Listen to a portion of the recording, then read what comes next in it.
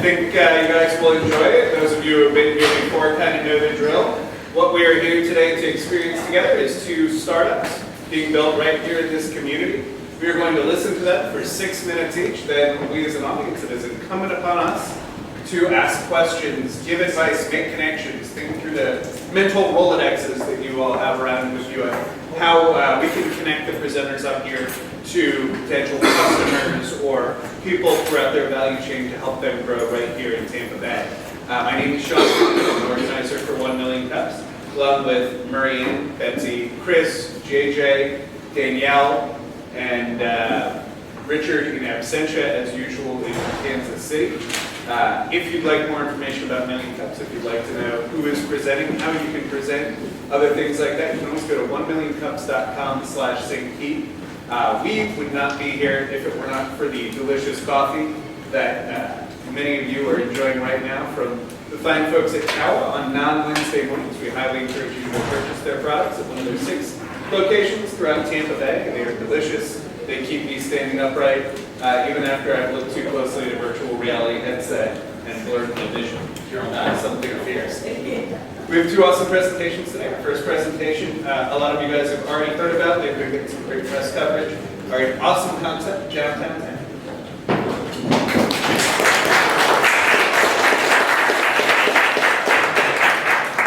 There's about 5 or 6 seats up here in front of you if it doesn't want to stand. Oh, hi. Good morning, everybody. I know you thought you were coming to 1 Million Cups today, but welcome to downtown Tabby Cat Cafe. How's your coffee? Does anybody need a warm-up? Sugar? Well, what makes coffee better? Who doesn't like? Peaches. This little mouse, she was a rescue.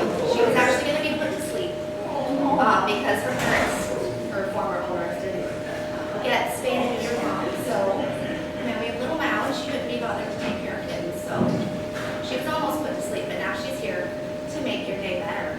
I hope no one's allergic. If you are, just stay away, but you are coming. You can come and pet her whenever after the second presentation.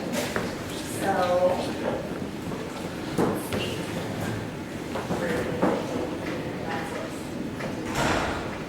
What's a cat cafe? It's a coffee shop housing cats for snuggling or adopting. It's good for a lot of different types of people. Maybe you have relatives that are allergic. You want to come, but you can't have one at home. It's also another location for people to adopt a cat in a happy environment. We'll have snacks, coffee. There's 31 all over the United States. They started in Asia, and it's a new thing. So our goals, we're going to save lives. For every one cat you will see at Downtown Tabby, you're actually saving 2 lives. One is the cat there. One is the cat that it made space for at another rescue. So, it's a fun, unique space. St. Pete has nothing like it. We hope to work with local bakeries, coffee shops, restaurants to have all our food catered in. We're going to educate people, maybe have a few little classes here and there on how to take care of cats at home. And again, we're going to save lives. Do you want to adopt from a shelter? Yes, absolutely.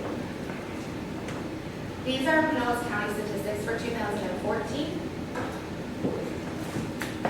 Shelter euthanasia, 4,105 cats out of the 8,800. More than half. What is 4,105 look like? Every penny counts. This is 4,105 lives.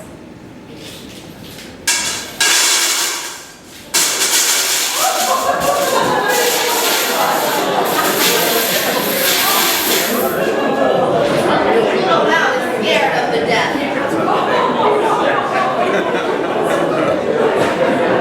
Hey, where's the bunny?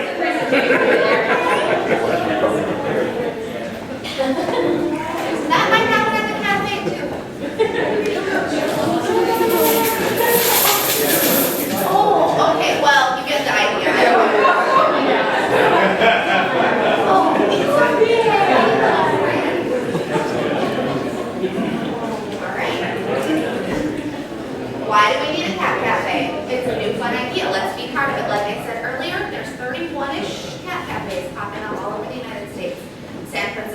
York. Now there's, other out of the United States, London, Paris. Let's see what can do our dog. Let's get one. Dog-friendly town. I have a dog. I love my dog, but there's nothing for cat lovers. Community. Cats no cats, like I said. I actually want to work with homes that elderly people can come if they can't have a kitty. Working with maybe All Children's Hospital, the kids that are healthy enough to come, have a day for them. Bridal showers, tea parties, little kids' birthdays. We're going to do kind of a stitch and mooch, which is a sewing circle. So that'll be fun. And saving lives, one cup of coffee at a time. Questions?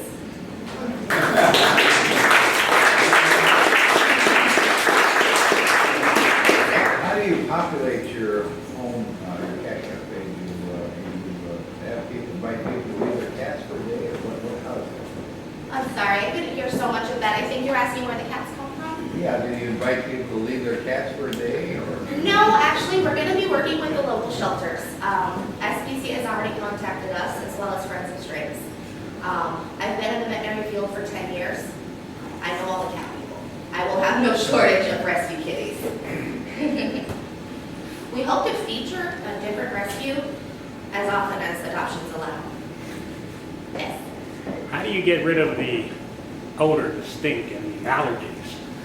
Well, if you're super allergic, unfortunately, it's not for you. But we're going to clean the litter boxes daily. Well, several times a day, really.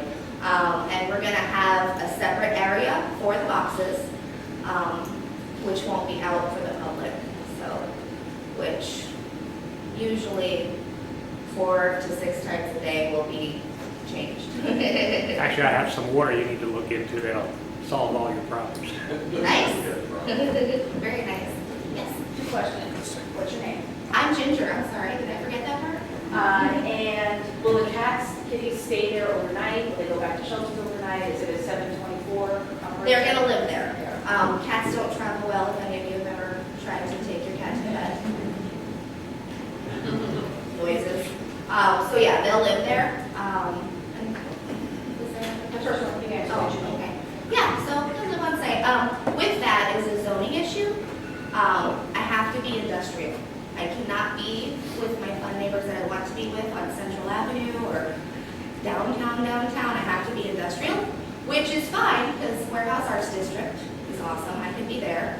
And there's a cute little place on 16th. So we're looking at that. And how many, oh, I'm sorry.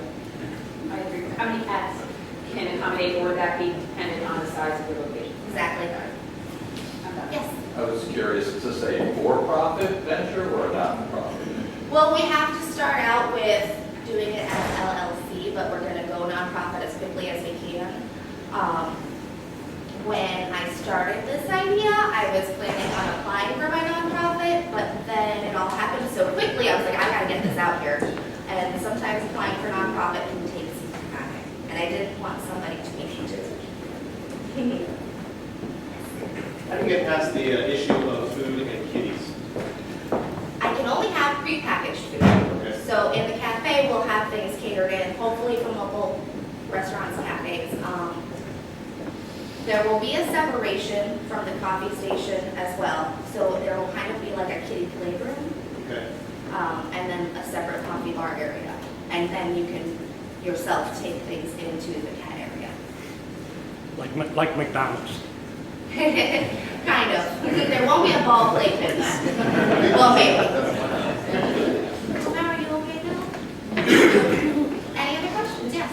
I understand your intention to make it not-for-profit, but do you consider, like, I'm thinking like Porter's, like the coffee shops in the bookstore, right? Because they want you to spend time there and spend money in the coffee shop. Couldn't you even help more, more accounts potentially if you had a model of, we're going to sell like high-end cat treats and like a miniature pet store, a coffee shop, a shelter, your rescue area, and then potentially, if you show that's profitable, then you may be able to potentially franchise that and grow it even faster and save cats even faster. So I'm just wondering, but is it not-for-profit just because you're thinking I want to save cats, so going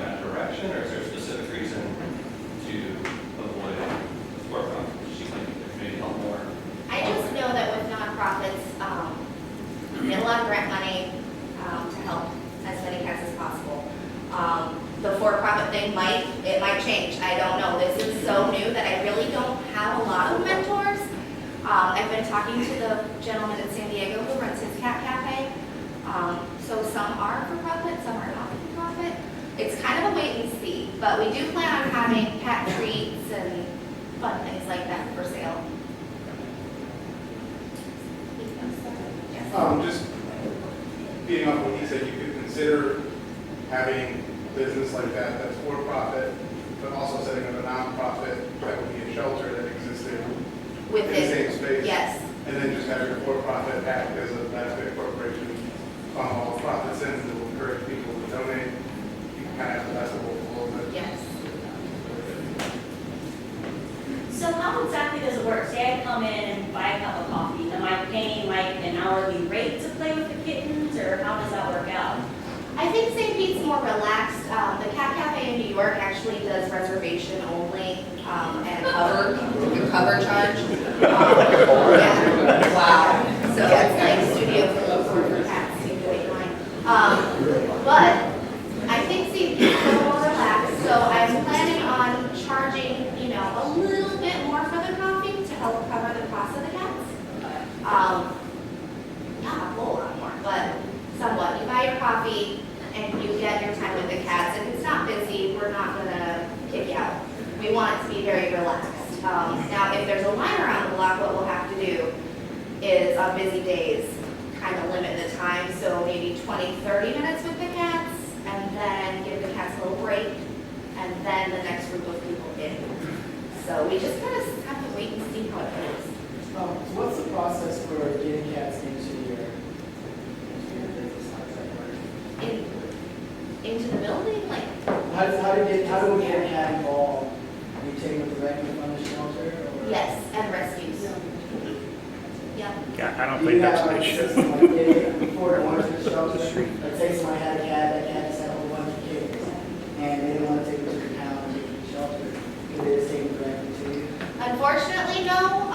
We're not going to be able to take in just the public cats as a regular shelter would for the safety of the cats.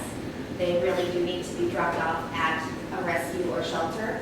I do have veterinarians that are interested in helping and being on staff, like on call, and an advisory panel with local business owners, shelter workers. But to answer your question, no, unfortunately, because of the safety of the cats that are already there, I don't want to expose them to anything. I'm sure somebody someday will drop something off at my door, and I will deal with that when it happens. Yes? You mentioned something that brought to mind the distress on the cats. Give them a break. What's your plan on that? I mean, obviously, if you got a line around the building, you don't want to say, well, you got to wait a half an hour while the cats are taking away. Unfortunately, it's just gonna have to be that way. Well, I'm could you busy. rotate the I'm cats? busy. Bring some out, keep some in reserve, and then bring them out? Depending on the space we have, that's a very good possibility. But I just don't know where we're going to be renting from and how we can set it up. Have you prioritized who you want to partner with on this as far as what resources we can bring you? So, like, what people should we be introducing you to, that kind of stuff? I am very interested in, and I just got another email this morning from SPCA.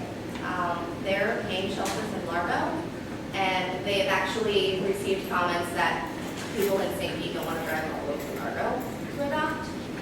So they are high on my radar. Any businesses? I mean, like pet food stores that could drop stuff. I mean, who are you looking to partner with to help you get resources to make it work? Myself. And cat lovers. I'm definitely gonna Kickstarter. yes. I'm definitely have flyers that are gonna be delivered this afternoon. They weren't here in time for today, but it's got the Kickstarter, it's got everything on it. So we're gonna drop those off at pet stores. We're gonna drop those off at shelters. We have another fundraiser comedy club style event coming up in October. But people who are interested are kind of coming to me, which I'm surprised and happy about. What you look To start, at, we need 33,000. There was a lady on Shark Tank, that was not me. She's on the other coast of Florida. She's trying to do the same thing. She asks for a lot of money, so I don't know if her neighborhood is just more high rent or she had different ideas, but I think I can do it for much less. I think 33 is a good start. What does a 33 get you as far as time? You're estimating some type of rent?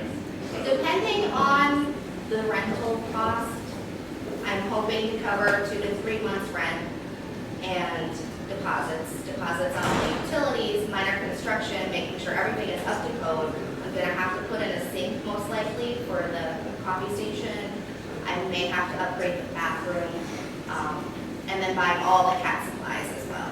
You know, how many kind of head count you need, how many cups of coffee you be selling to maintain your?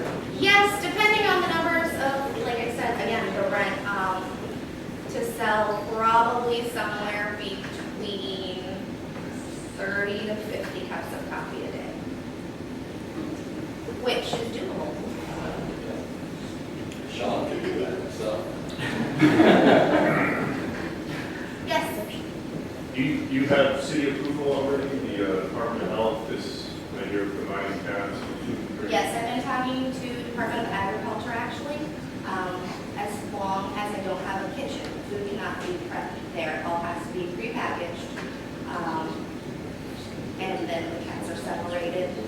I'm still having trouble of getting an exact answer of how many feet away the coffee needs to be from the cats. But everybody I've contacted with the City of St. Pete, Department of Agriculture, State of Florida, nobody's told me no. That's great. It sounds like a good way to go is to try to get donations and partnerships from the major pet companies, so be Petco or Pet Supermarket, whatever, and be able to have a sign in there saying that the food supplied by or donated by them, the cat litter. Yes. That would be a great way to go. Thank you. And local veterinarians, maybe after someone adopts a cat, you recommend a veterinarian or two that they take for shots, checkups. Yes, that's also going to depend on whose cat it is that gets adopted. So if it's a Friends of Strays cat, they may have a particular veterinarian they use. Or they may say, take it to any veterinarian, whatever the adoption contract is that we agree upon.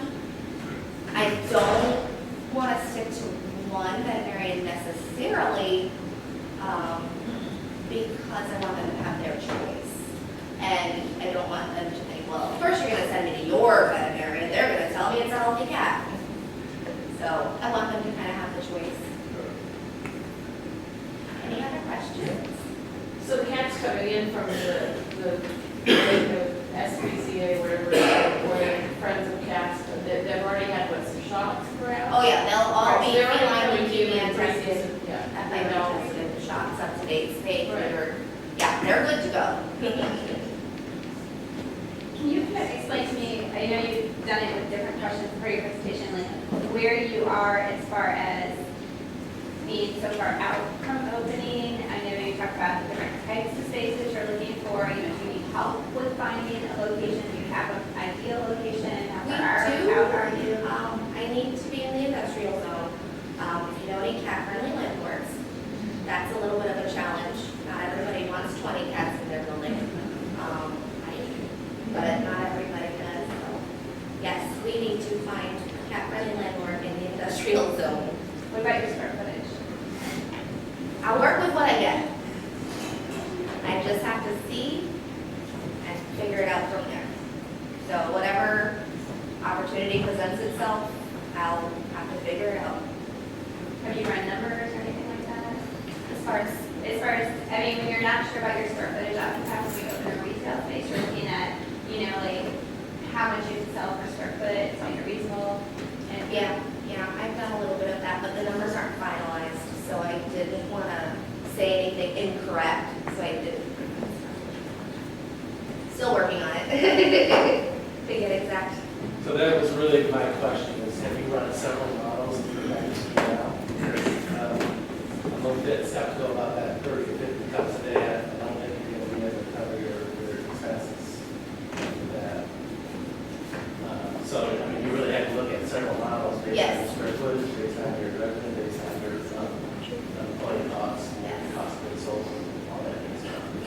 Yeah, because that's a very important thing, especially if they're asking for money. Yes, I agree. Rather than bringing the cats to the coffee, because it seems like you're really fixated on having the space at the rent, or the rent, why not bring the coffee to the cats? So since you're going to be in the same zone as probably the shelters themselves, which is a whole industrial zone, maybe it's not one city, maybe it's one just nearby, but is there a shelter that has something, maybe they're using it as a storage room now, where you could put a cafe in an existing shelter, they rotate in, 5 or 10 cats that they know are friendly, and then you don't have to move your inventory around at all. You actually bring more people to the shelter. The shelters already have marketing and partnerships with, for instance, Grace already has a lot of partnerships through the city. Yes. So wouldn't it be great if they could do the marketing for you and say, hey, come have a cup of coffee and hang out with the cats. You don't have any real overhead to do it. And then you get the proceeds from selling the coffee, the shelter benefits because they were cats adopted, and you don't have to raise anything. Aside from maybe buying whole coffee machines. Right. With that, you might be able to raise, 10 grand from the community instead of a coffee shop and shelter, and then see if people will actually go and hang out maybe on the cats. That's a really good angle. I never thought of it that way. I like it. No, I that's really a- want it to be its own space though. But So that's definitely a good start. Right, so like, you start one, we got a great idea of, funding now, but a coffee shop, shelter, if everybody's flocking to it, you're selling a lot of coffee, you use the money from selling that coffee, and say, I'm gonna branch out and do my own thing, sell it to the shelter, or maybe that model's working great, and other shelters across the country now, then can potentially solve the problem of saving on one pass, because now you're bringing more people to the shelters. I like it. No, I totally disagree. You're changing her entire model that she already has spent a lot of time and effort setting it up. You stick with your gut, you stick with what you're going for. You need to go find some investors, and there are friendly investors that will do this funding. You just need to think bigger numbers, a bigger warehouse, think bigger, and you'll receive the money. You can start as a profit and then slide right into a nonprofit. You'll have no issue with that. Have you considered doing like a membership program to help kick it off the ground? Say, people who are passionate about cats, they may pay $20 a month just to be able to come see you and see the cats. And then you sell them coffee. So you don't need the coffee, leave yourself afloat. Get those people in there. And by the way, tell them, hey, once I get my first 100 people, I can pay my rent and start this thing. Yeah. So, because I'm sure there's some cat lovers in this room that give you $20. We have, we have kind of tossed around some different membership type ideas. Yeah, that's a good one. So yes, we are kind of thinking questions. People love to support you. Just from a legal standpoint, have you considered, like, since there's going to be a lot of interaction with the cats and not a lot of people are necessarily so friendly around to kind of deal with it, are you required to be presenting type of disclosure when you interact with the cats in case? We have been thinking about a little waiver before they enter the cat room. You probably have to be declawed too. I'm done for.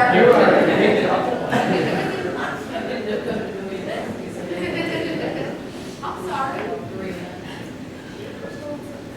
Have you thought about who exactly you're going to be partnering with on the coffee side and how you're going to run that part of it?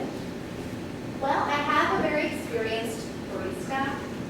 So in the beginning, it's probably just going to be the two of us and an espresso machine that she knows how to run. We're working on a menu right now. So one thing to think of would be like the Oxford Exchange model. So they have Buddy Brew in their facility, and the caveat with that is I know a coworker Ebor does the same exact thing, where Buddy Brew pays them a monthly rent and supplies the employees.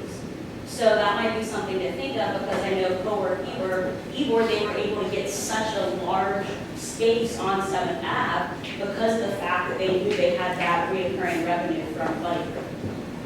So that might be something just to think about, to talk with them, or maybe a Calla Coffee, and then that's less overhead on your part. I was thinking about Calla too, because they're doing well. So why would they not want to add cats? That's just one.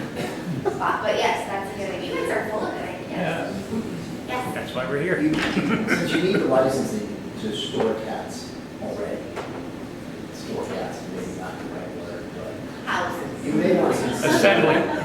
You may want to consider either cat daycare or cat kenneling, because the numbers on that, if you took in 20 cats for a kennel at $10 a cat, now you're doing $200 a day. You're covering a lot of overhead.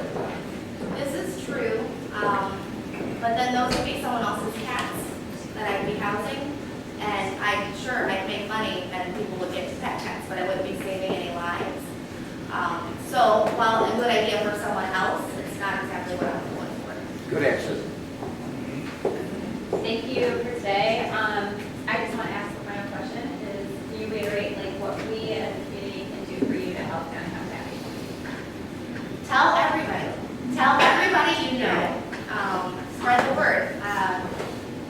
The more people that know about it, the more people that are going to want to help. And I can find my cat-friendly landlord. I can find someone that might have a different angle on the numbers and help me out with that. I need help. I've been in the pet business for 10 years, and running the front office of that is a lot different than what I'm about to jump into. So, yeah, tell everybody, help me out. Give contact info. Your Kickstarter? Yep. There's a Downtown Tabby St. Pete Facebook, there is my Downtown Tabby St. Pete at gmail.com, there's a Twitter, we're working on building the website right now. Okay. Thank you.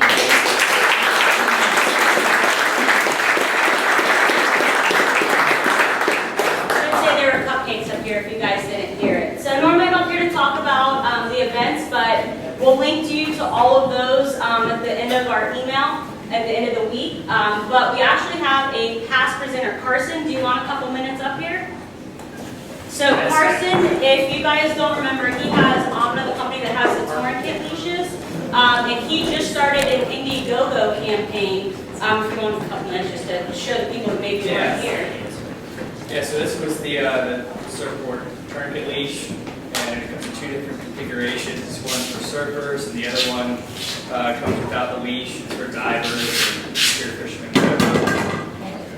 So it's pretty simple. Actually, you can see that. You wear it around your ankle whenever you need it. Pull this out. It goes through here. And the belt goes back on itself. You open this up, crank it until it shuts off the bleeding and locks in place. So right now we have an Indiegogo campaign going on, so if anybody wants to contribute or donate, we've got a lot of different perks and different things like that, so just come see me afterwards.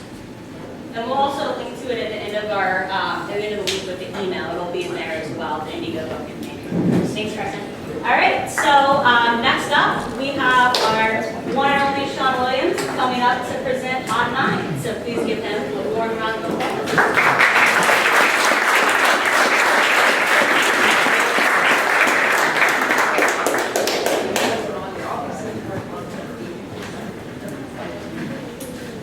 Good morning. How's everybody today? I'm usually in the back, by the way, so you probably haven't seen me because I'm staring at the back of your heads while you guys are all asking these great questions. So today, I get to stand up front so you guys get to see who's behind you, throwing questions on other people. By the way, SlideShare, anybody heard of this? This is great.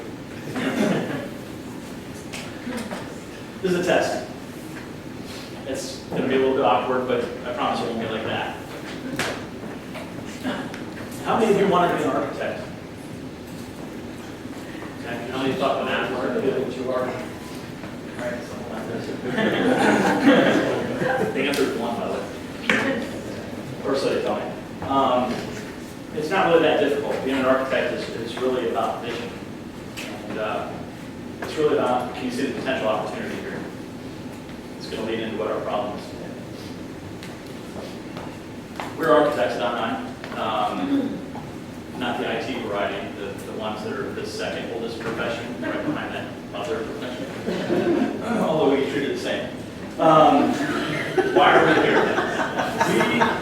We want to create contacts for this product that we're developing, and it's got all the beginnings of an ecosystem that's going to change the way that you interact with buildings, space, information. It's really the collaboration of big data with big egos and big buildings, if that makes sense.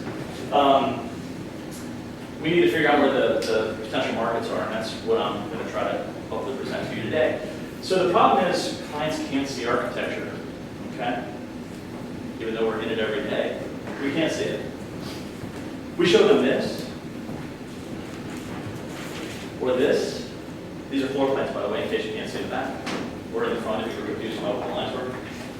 And all they really see is that. Spent all this time. Like, oh, there's a toilet. Okay. Or the bedroom.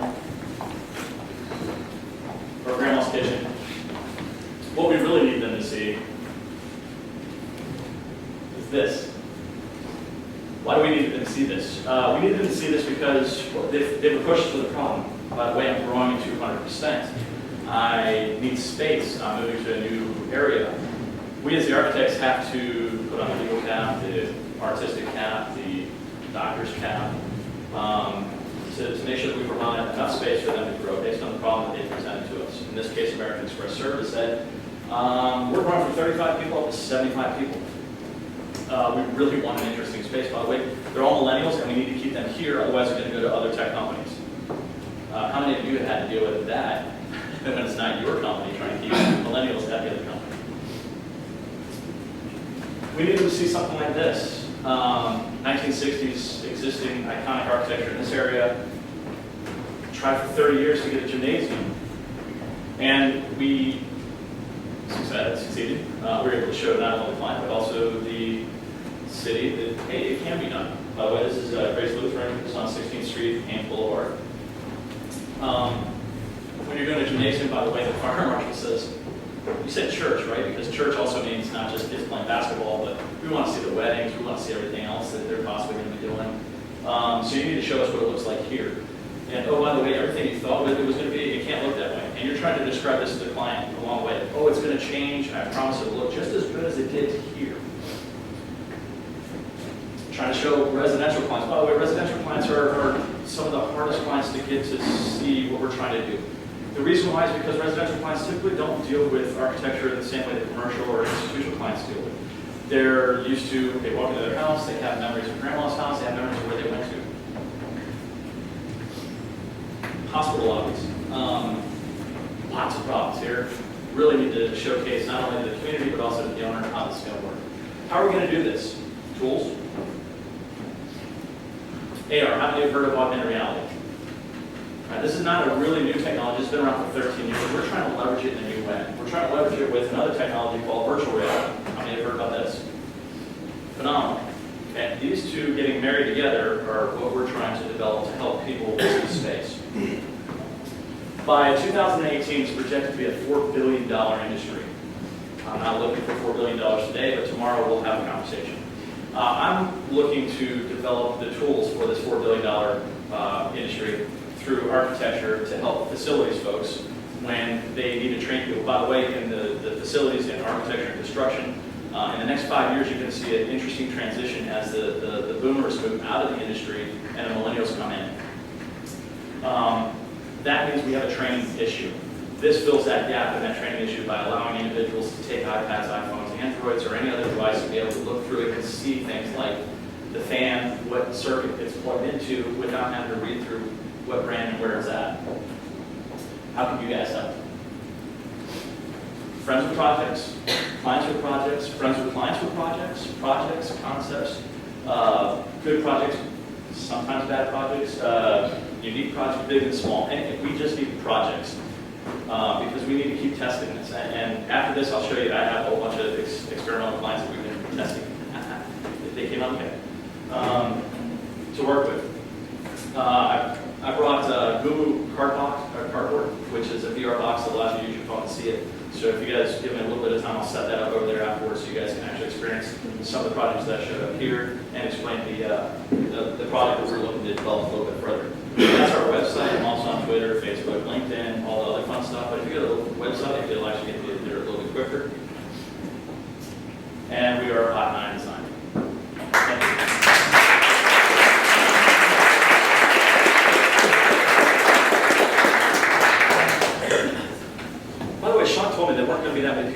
this was supposed to be like the day before school starts.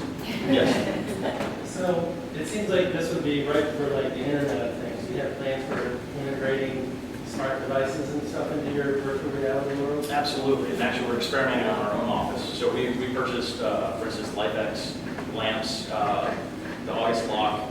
We're combining these two devices, so when you unlock the door, the lights turn on, and we're trying to get it so when the other architects walk in, they log in, their actual light turns on, or the lights turn on the way that they want to.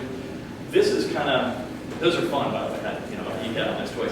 But really, it's taking the idea of Internet of Things and combining it with the iPhone, so that way when that facilities person is in this space, for instance. By the way, one of the most difficult things that I have to deal with is I can't locate somebody inside of a space exactly yet. If I'm outside, I can get you within 3 to 5 feet. But if I'm inside, I can't say you're right here and you're looking at that air conditioning duct, and that air conditioning duct is connected to that air handler, which is running at 30% capacity, 55 degrees. That's what we want to do, and that's what we're working on. So we're building the data and the models that have the intelligence, so as we develop the technology, it's moving into that space. Are you going to be able to do that with existing buildings or only with new buildings? Absolutely with existing. In fact, a lot of the stuff you're going to see here that I'm going to show you today deals with existing and new, and in the case of the church, with the gymnasium, it's a combination of the two. And in that case, what we're actually working on with HD Interactive, which you may have seen in the presentation here with Kevin Hall, he's going to get us to take our VR and allow us to walk through the space with the Oculus Rift. We're going to create the algorithms to develop that for other architects, so they can also have the same experience with their clients and be able to work on that. So this is where the architect, second oldest profession, meets the architect of the newest profession, and we're trying to combine those two roles. In that case, we want to be able to sit out on the job site and also do timelining, so the client can see where the building is in comparison to where we said it was going to be, or the contractor said, and that'll allow for them to understand how much money is being spent, because we can time money, and this is where the Internet of Things comes into that. The Internet will have the real-time data from the sensors that we hope to build into it. There was one over here, and I'll get back to you. Yes, so you're using Unity, or what software are you using? Unity is the engine that we're using right now.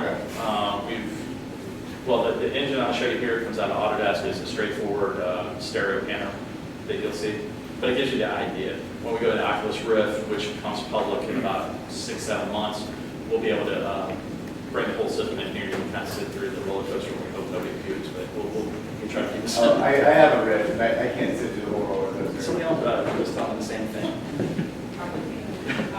I was just thinking about the pier, and it'd be kind of wonderful to be able to have that. There's so many questions about the pier and what it's really going to look like, but that might be a wonderful way of applying this technology, plus giving you the platform.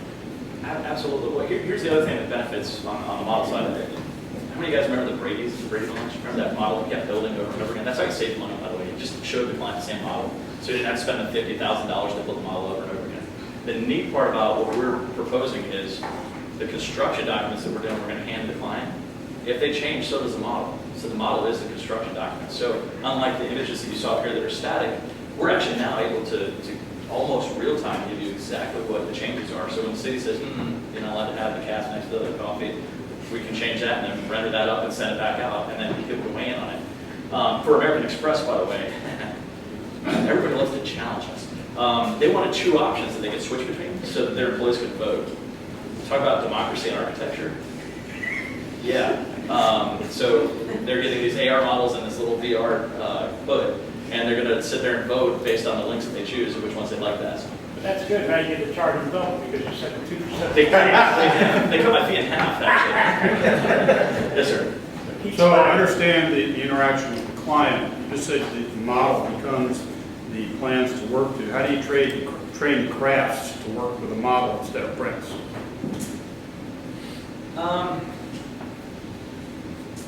A model's worth 10 million words.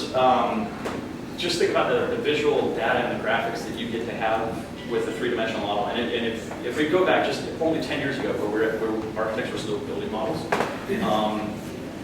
you could win or lose a client based on the quality of that model. What we're trying to do is do that quality of model in real time and allow contractors to have their input. By the way, I don't know how many of you know that the industry is changing. It's no longer the architect sits in his ivory tower, draws something up and hands it down to the people below. It's an integrated project delivery system that's coming about, where I've got to play nice in the sandbox with the contractor, all the other design friends, the owner's attorneys, the owner's doctor. Everybody's got to come into the same model, and I've got to develop something that democratically got put together. So the systems are sort of colliding, so that there won't be this massive transition between the two. And when you look at the millennials versus the boomers, it's really the only thing that kind of translates between the two. So, you know, they can literally sit out there in the field and say, that air handler, that's what this looked like on the drawing. And we can cycle between the two. Yes, sir. I'm a little confused as to what you're building your business to. You're not building a VR tool, correct? Correct. We're building because those are built. And you provide the services today of building a VR model, correct? So what is that middle value proposition that you're developing? So right now you've got people that build VR technology and gaming systems. By the way, it costs millions of dollars to build those and a few $100,000. Then you've got a little architecture firm of 3 people over here, just up the road, that's putting together these buildings that these gamers are building for millions of dollars. We're actually building them, but in the modeling sense, we're building them for a fraction of the cost. We have clients that really want to see this so they understand what their assets and investments are really going to turn out to be. And these two don't meet.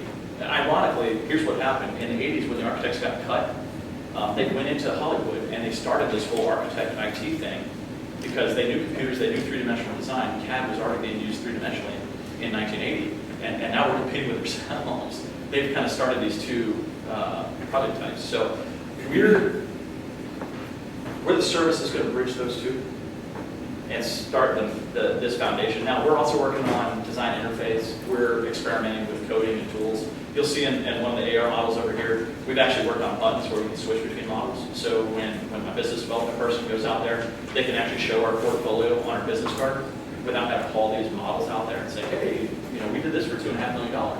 And, you know, trying to walk in the door.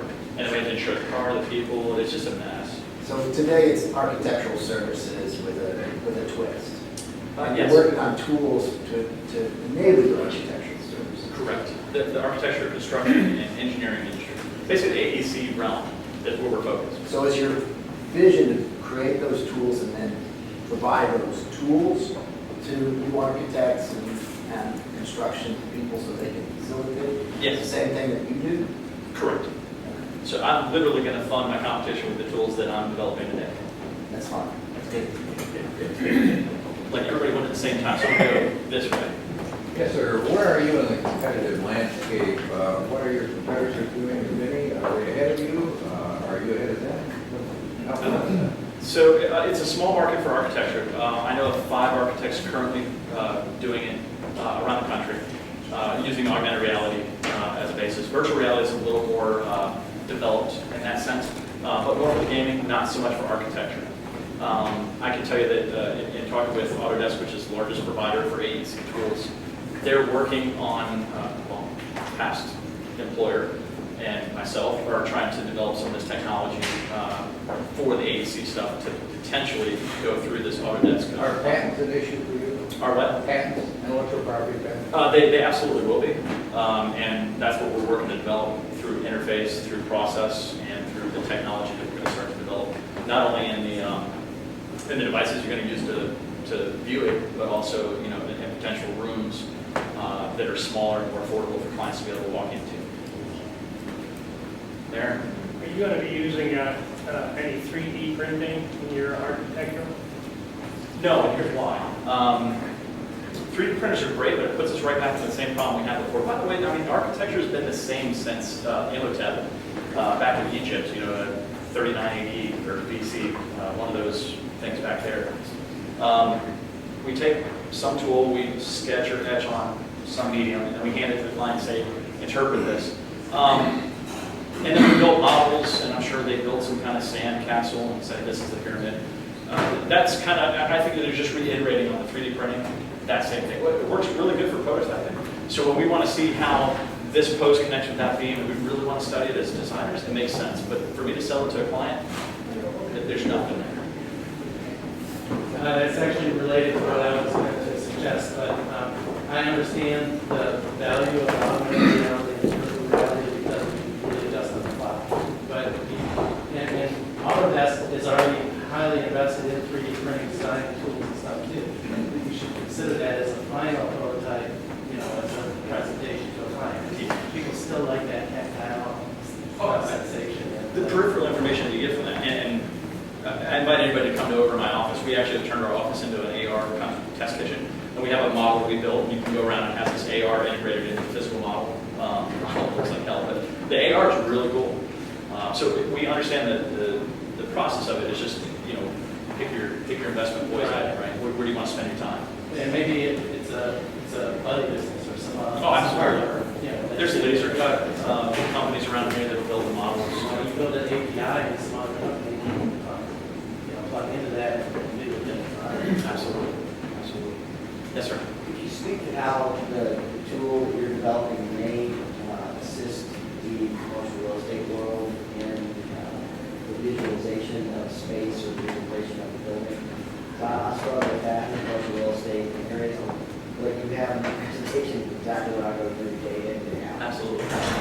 So we worked with Colliers in the past with larger individuals, and what we tried to, by the way, realtors for some reason don't like the tool because they can't necessarily walk the client through it. So what we're trying to figure out is, well, how can we help the realtor walk the client through so that way they can explain and express what they want to express about the space. The great thing about this for realtors is we can do it for the same cost that you do with typical renters. Sorry, I don't want to touch it. So there's a very cost-effective approach when you're doing feasibility studies.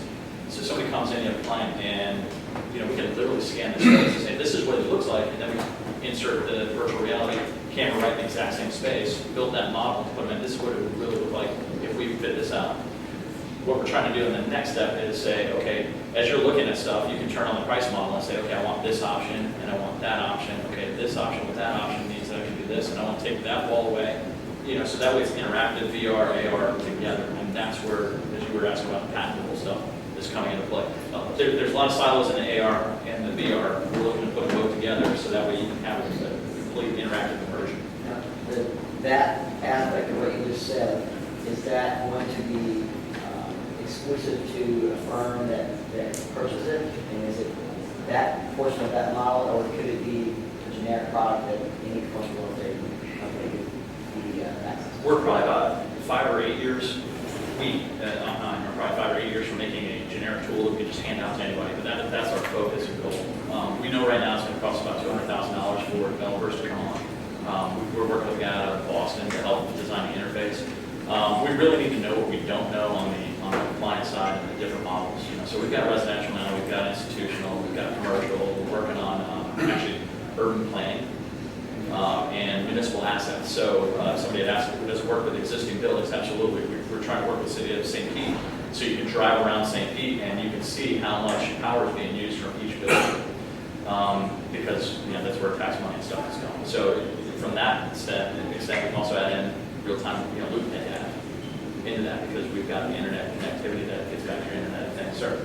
I was wondering if there would be a way to test maybe environmental factors of making buildings more eco-friendly or sustainable by doing different tests when it's in the virtual environment. Absolutely. In fact, so we'll test energy calculations. We'll test fluid dynamics for air. A lot of these finished products have gone through solar studies to understand the solar impacts.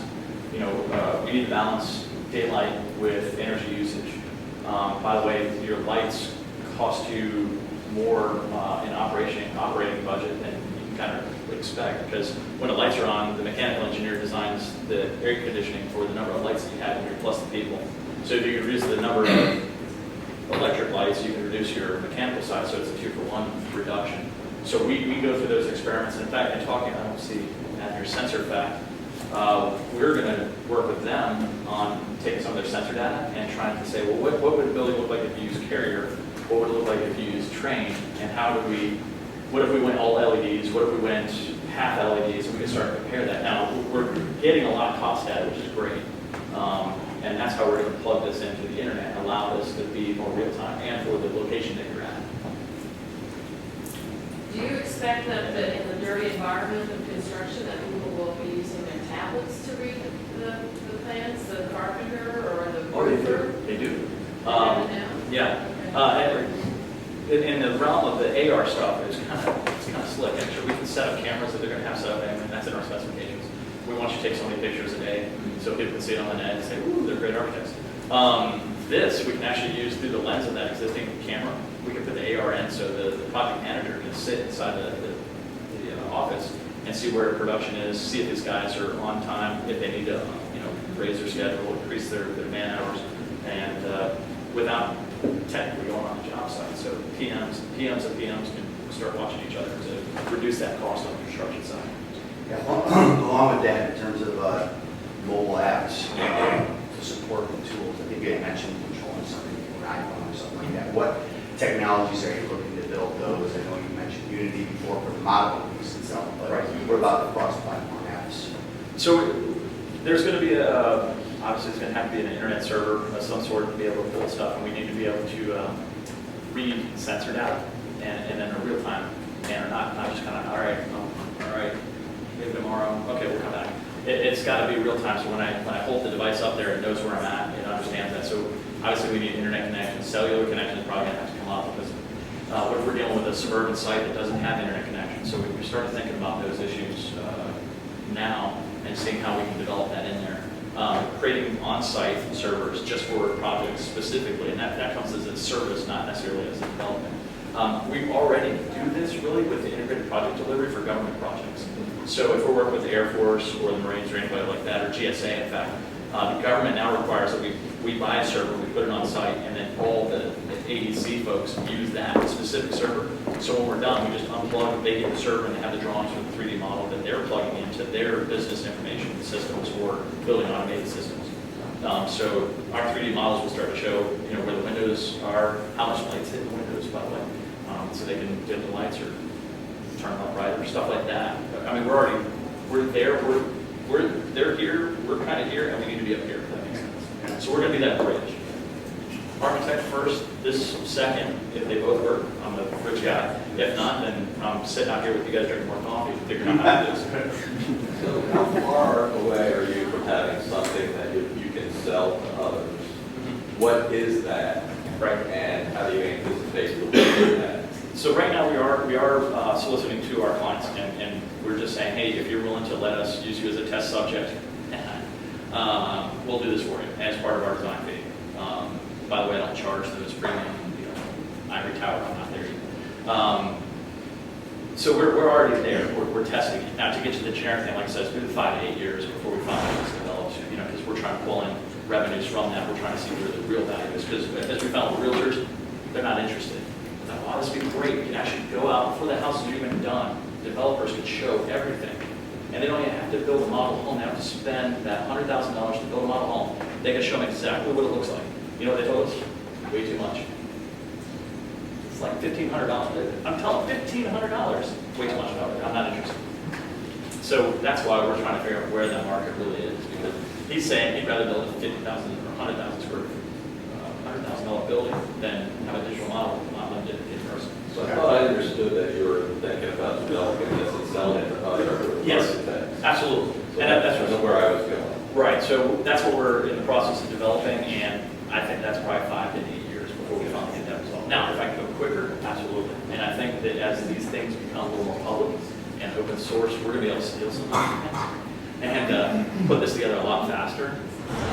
But again, when you're splitting time between, hey, the client wants to see this, the client wants to see that, and trying to develop that, we got to figure it out. So what I've done is I've actually split my firm in half, and I have one group working in Sarasota, and the other guys up here doing the production. And these guys are supposed to focus on how to make this experience better for the client. So we're using it as R&D for ourselves, but we're developing this product on the side. What is the technology used to do this? So what is the technology and who's doing it? So we were originally using a system called Juneo for the AR. That system actually got bought out by Apple for an undisclosed amount in May 28th.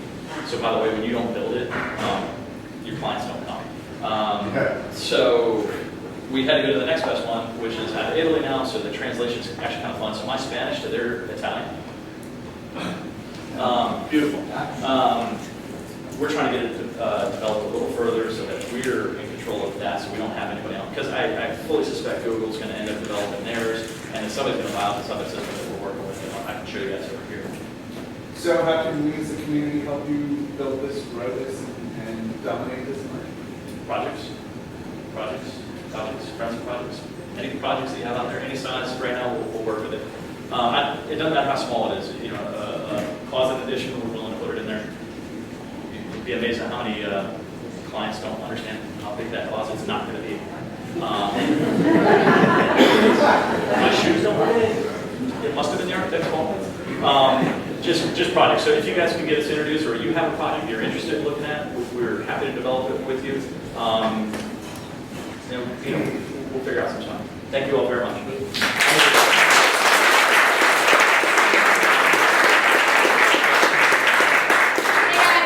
Torres, just wanted to say thanks again for coming to 1 Million Cups. A couple of quick announcements. Tomorrow night is Tech Jam down in Ybor City. Check it out, should be a good time. Startup Grind is the 26th and night is the 27th. TEDx is the 5th. Tech Talk is going to be on the 8th. And then Fall 2015 Entrepreneurial Academy will be from the 14th of September until November 16th. If you've got any question about any of those events, feel free to speak to one of the organizers. Also, for coming to 1 Million Cups, you can co-work down at Tech Garage for free today. It's about 2 blocks down from here. If you have any questions about that, come see me too. Have a great day. See you guys next week.